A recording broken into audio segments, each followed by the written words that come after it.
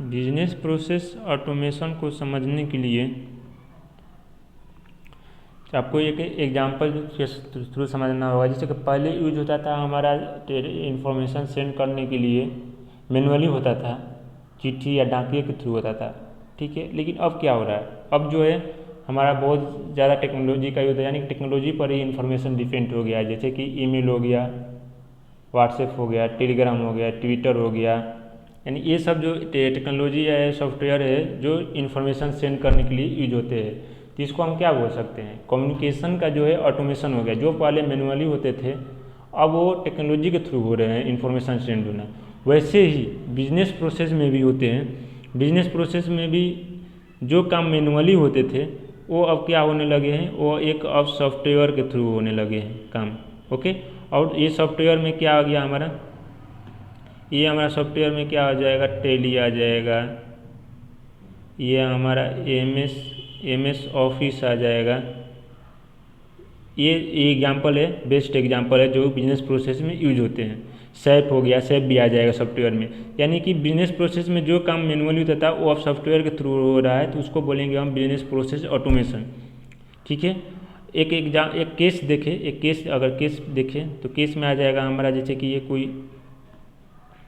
ये हमारा ये मान लो कि फैक्ट्री है और ये यहाँ पर ये जो बैठा हुआ है पर्सन, यहाँ पर जो एम्प्लॉय ये डेली का आना जाना है कंपनी में, ये जो अटेंडेंस रजिस्टर जो है मेंटेन करता है कि कौन सा एम्प्लॉय कितने बजे आया कितने बजे गया। और कंपनी का रूल्स है कि 15 मिनट तो देर कोई भी एम्प्लॉय आएगा तो चलेगा, लेकिन आधे घंटा देर किया, एक सप्ताह देर किया तो मतलब एक दिन का जो सैलरी है उसका कट जाएगा। इससे जो है, इससे मतलब कि बनती नहीं थी इस पर्सन से इस जो यहाँ पर अटेंडेंस रजिस्टर मेंटेन करता था, इससे बनती नहीं थी। ये आता था 9 बजे तो ये लिखता था, ये आधा घंटा देर लिखता था, या ये पहले भी आ जाए तो उतना ही लिखता था। ऐसे मतलब दोनों में टेंशन था, तो कंपनी ने इसका वेजेस का सैलरी काटा एक दिन का, एक सप्ताह देर किया। तो ये लंबा केसेज है, मैं शॉर्ट में बता रहा हूँ।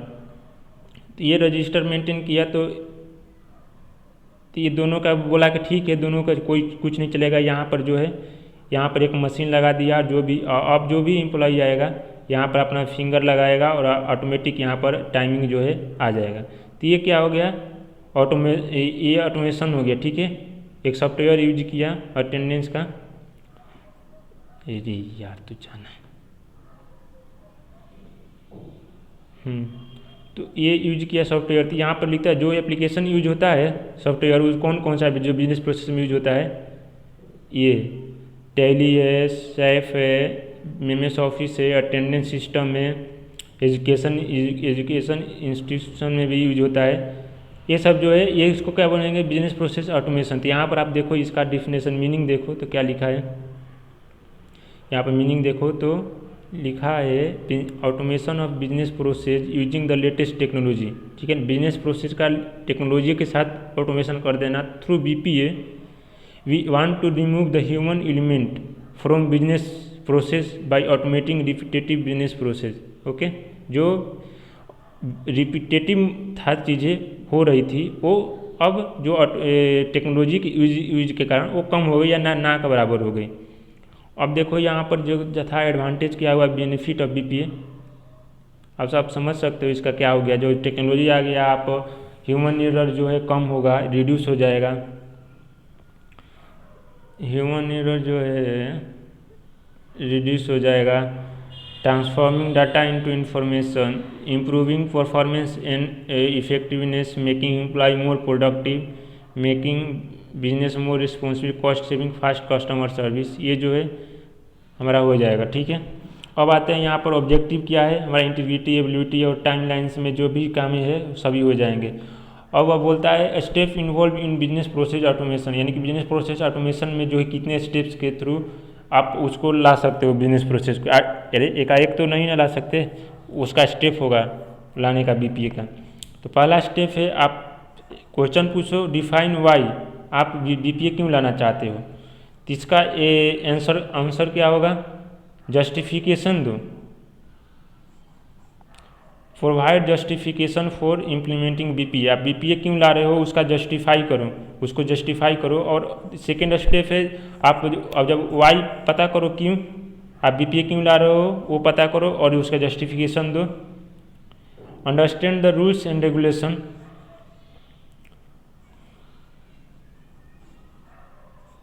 Understand the rules and regulation. तो क्या बोलते हैं, underlying the issue is that the any BPA created needs to comply with the applicable law and regulation. Okay,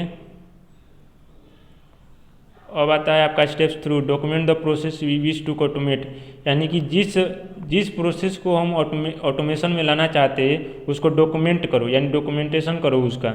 ठीक है, आप किस थर्ड स्टेप है इसका, कौन से प्रोसेस है जो इसको आप ऑटोमेटिक करना चाहते हो उसको आप डॉक्यूमेंट में करो।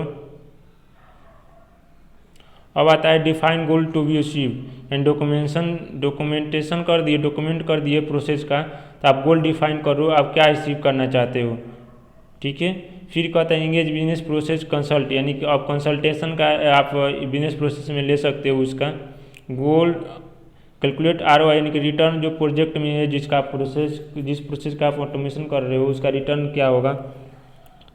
Development of BPA and testing the BPA.